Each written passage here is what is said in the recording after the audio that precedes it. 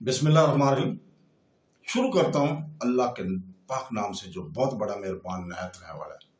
भाइयों बहनों दोस्तों और बुजुर्गों, अस्सलाम वालेकुम वरहमतुल्लाहि वबरकातुहू। हम कुरान पाक से वाक़यात पर मबनी इस्लामी मालूमाती वीडियो की 106 नंबर किस्त पेश कर रहे हैं और इस वीडियो में हम बयान करेंगे हज़रत हूद अलैहिस्सलाम की दावत सिर्फ अल्लाह की इबादत और लोगों के लिए। हज़रत हूद अलैहिस्सलाम की कहानी और इनका सिर्फ अल्लाह की इबादत की दावत तकब्बर के नतायज और अल्लाह की हिदायत के रद्द की एक ताकतवर याद दहानी है। हज़रत हूद की कौम आद की तरफ नबी बनाकर भेजा गया था। ये एक कदीम कबीला था जो अपनी ताकत, खुशहाली और तकब्बर के लिए जाना जाता था। वो जजीरा नुमा अरब के इलाके में रहते थे और इनकी तहजीब अपने जदीद ढांचे और मुतासर कुन दौलत के लिए मशहूर थी। ताहम इनकी मादरी बरकत के बावजूद कौम आद बुत परस्ती और फसाद में गहरे धंसे हुए थे। इन्हें अपने झूठे माबूदों को छोड़ने और सिर्फ अल्लाह की इबादत करने की दावत दी थी। ताहम इसके पैगाम को सख्त रद्द और तकब्बर के साथ मिला। कुरान पाक में अल्लाह ताला हमें सूरह हुद की आयत नंबर 50 और 52 में हजरत हुद के मिशन के बारे में बताता है, जहां वो फरमाता है और आद की तरफ इनके भाई हूद को भेजा। इसने ऐ मेरी कौम अल्लाह की इबादत करो, इसके सिवा तुम्हारा कोई महमूद नहीं, तुम बातिल के मौजूद नहीं हो। ऐ मेरी कौम मैं तुमसे इसका बदला नहीं मांगता जो तुमसे कोई बदला नहीं मांगता, क्या तुम अक्ल नहीं करोगे। ये आयत हजरत हुद की नबूवत के मरकजी पैगाम की अक्कासी करती है। सिर्फ अल्लाह ताला की इबादत करने और बुतों की परस्त को तर्क करने की दावत। उन्होंने इस बात पर जोर दिया कि इनका मिशन कोई जाती फायदा हासिल करना नहीं, बल्कि अपने लोगों को हक की तरफ रहनुमाई करना है। और उन्होंने इन पर जोर दिया कि वो अपने अमाल पर गौर करें और अपने तकब्बर के नतीजे पर गौर करें। अलबत्ता कौम आद ने हजरत हुद के पैगाम को रद्द किया। उन्होंने फख्र और तमस्खर के साथ जवाब दिया कि वो अपनी मादी दौलत और ताकत पर यकीन रखते थे। इनकी तकब्बर इससे ज्यादा थी जिस तरह उन्होंने नबी की तंबीह को रद्द किया। सूरह अहकाफ के आयत नंबर 21 से 23 में अल्लाह ताला इनके रद्द अमल को बयान करता है। और हमने आद की तरफ इनके भाई हूद को भेजा। इसने कहा कि ऐ मेरी कौम अल्लाह की इबादत करो, इसके सिवा तुम्हारा कोई महमूद नहीं, ना सिर्फ झूठ के मत नहीं है। ऐ मेरी कौम मैं तुमसे इस पर कोई अजर नहीं मांगता, फिर मेरा बदला सिर्फ मेरी तरफ से पैदा करने वाला कौन है। लेकिन इसकी कौम के मतकबरों ने कहा कि हम यकीनन आपको सही गुमराही में देखते हैं।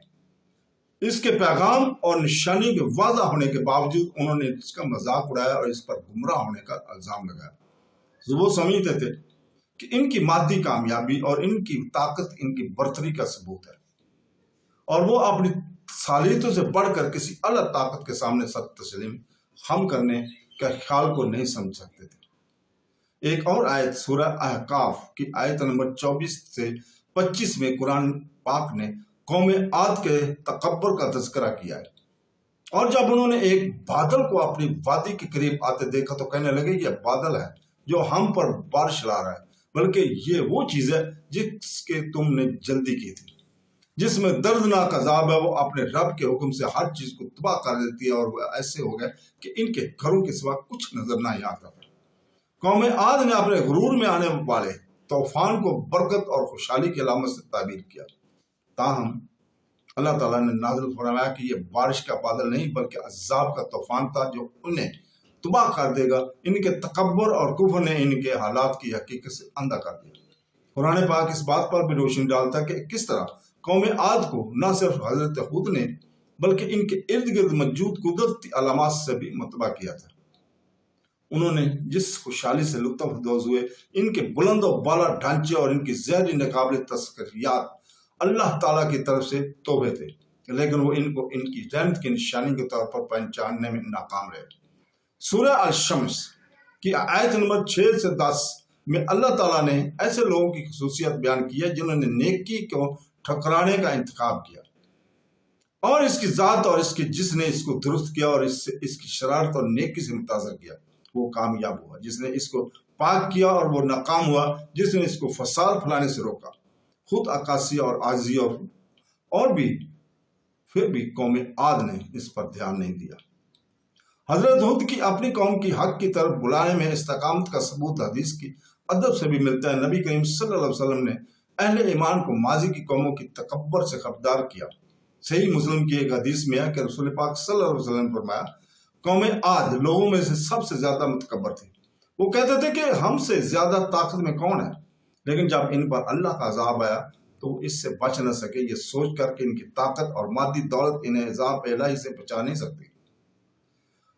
سنن ابن ماجہ کی ایک اور حدیث میں ہے کہ رسول پاک صلی اللہ علیہ وسلم نے فرمایا، قوم عاد کی طرح نہ بنو جنہوں نے اللہ کی نشانیوں کو جھٹلایا اور ہوا سے تباہ ہو گئے۔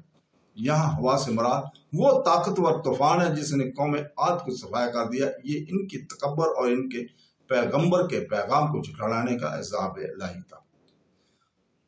حضرت ہود کی کہانی سے سبق واضح ہے، تکبر، غرور اور اللہ کی وحدانیت کو تسلیم کرنے سے انکار تباہی کے باعث بنتا ہے۔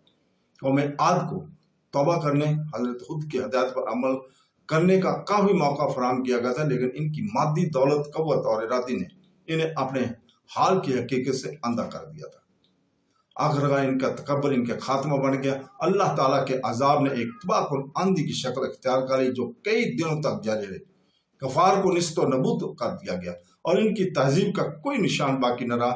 یہ واقعہ ہم سب کے لیے ایک یاد دہانی ہے کہ ہم عاجز ہی رہیں، اللہ پر اپنے انصار کو تسلیم کریں اور اس کی عبادت اور سر تسلیم کرتے ہوئے اس کی طرف رجوع کریں، یہ تسلیم کرتے ہوئے کہ کوئی مادی ملکیت یا طاقت ہمیں اس کی طاقت سے نہیں بچا سکتی۔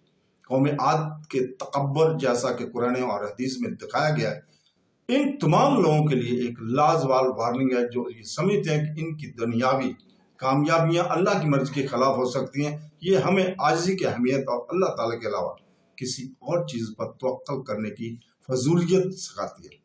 جس طرح قوم عاد حق کو سننے سے انکار کی وجہ سے ہلاک ہوگی، ہمیں بھی اپنی زندگیوں میں تکبر اور غرور کی تباہ کن نوعیت سے ہوشیار رہنا چاہیے۔ تو دوستو، اس کے ساتھ ہی ہم آج اجازت چاہتے ہیں کل تک کے لیے۔ کل انشاءاللہ تعالی ہم دوبارہ حاضر ہوں گے اگر زندگی رہی، اور اللہ تعالیٰ سے دعا کرتے ہیں کہ وہ ہمیں قرآن پاک اور حدیث پر عمل کرنے کی توفیق عطا فرمائے۔ آمین ثم آمین۔ اللہ حافظ۔